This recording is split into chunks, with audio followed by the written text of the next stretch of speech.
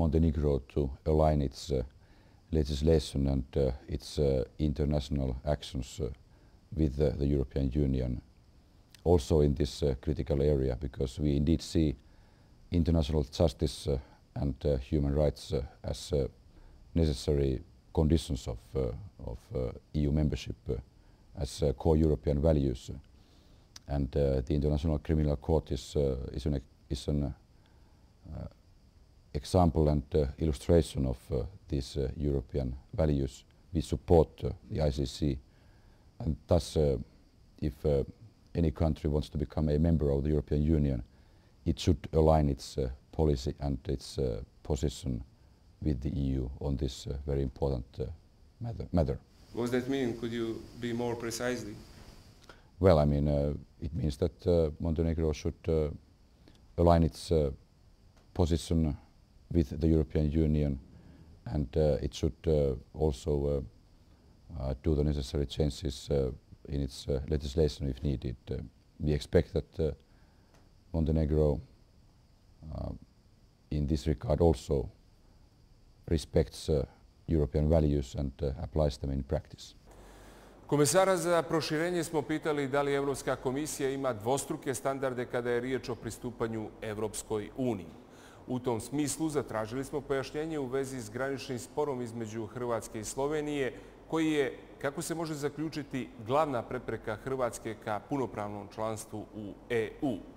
Kako na granični spor koji ne postoji od juče i koji je postojao i 2004. kada je Slovenija ušla u Evropsku uniju, gleda Evropski komesar za proširenje Oli Ren. Pogledajmo u sljedećem insertu.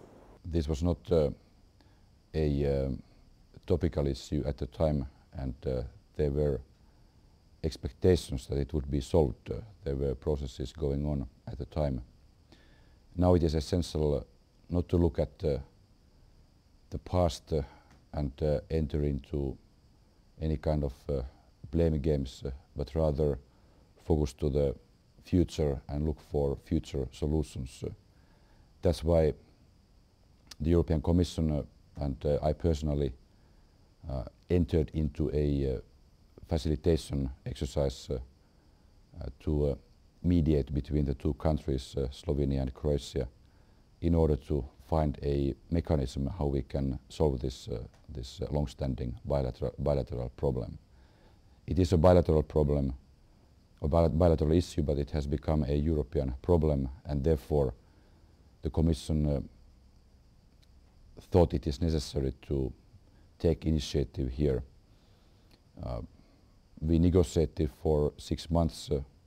We came a long way from different positions to very close, but finally there was not enough political will to walk the last centimeters and agree on a way to solve this issue with an arbitration tribunal.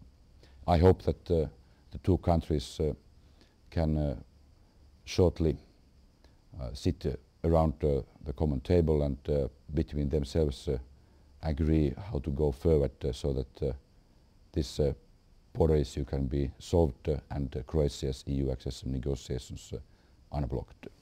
But some people think that's a double standard. What's your comment about this? It is a bilateral issue, and it should be settled bilaterally. But at the same time, of course, we want to see that Croatia's EU accession process moves forward. As I said, it is better not to enter into any blame game, rather search for solutions, and that's what the Commission is trying to do. But now it is really, the ball is in the court of the two countries, and they have to decide and discuss between themselves how they want to go forward. My last question. Some representatives of the EU support a convoy principle of accession to the EU, but on the other hand, some EU representatives support the regatta principle. What do you think? Which of them is more realistic for the Balkan? Our policy is based on the principle of own merits. In fact, Montenegro is a good example of that. It's it has a chance of becoming a benchmark even for the rest of the region. What I mean is that if a country like Montenegro can meet certain conditions, for instance in visa-free travel, then we reciprocate and we do our part so that Montenegro and its citizens can benefit from the European integration. The same goes for the accession process. Once a country meets the conditions to become a candidate country, we grant candidate status. The same goes for opening accession negotiations and becoming member of the European Union.